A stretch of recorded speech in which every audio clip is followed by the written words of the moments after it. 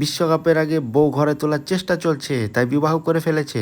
Hello everyone, কি অবস্থা তোমাদের? আজকে চলে যাচ্ছি আর্জেন্টিনা জার্সি কেনার জন্য রাজশাহী নিউ মার্কেটে।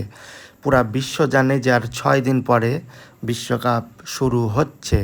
তো আমিও দেরি না করে চলে যাচ্ছি প্রিয় দলের জার্সি কেনার জন্য। তো নিউ মার্কেটের পাশে চলে আসলাম।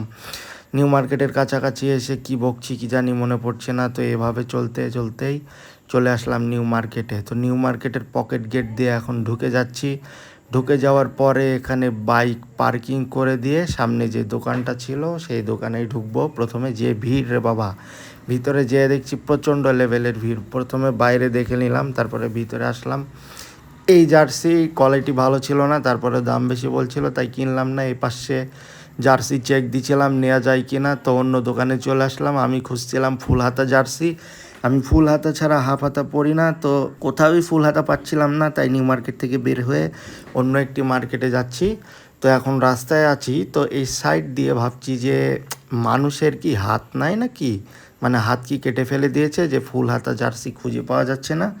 ফুল হাতা জার্সি পুরা দোকানে, মানে পুরা মার্কেটের দোকানে খুঁজে পেলাম না। অন্য একটি মার্কেটে যাচ্ছি, তো এখানে দেখছি বিল্ডিং এর উপরে আর্জেন্টিনার পতাকা টাঙানো, আর পাশে দেখছি ফুল। তো ভাবলাম একটু ভিডিও করে নিই। তো পাশে এসে দেখছি বিশ্বকাপের আগে বউ ঘরে তোলার চেষ্টা চলছে, তাই বিবাহ করে ফেলেছে। তো এইভাবে অন্য একটি মার্কেটের উদ্দেশ্যে রওনা দিয়েছি। এখন যাচ্ছি, রাস্তায় আছি, সন্ধ্যা লেগে গেছে।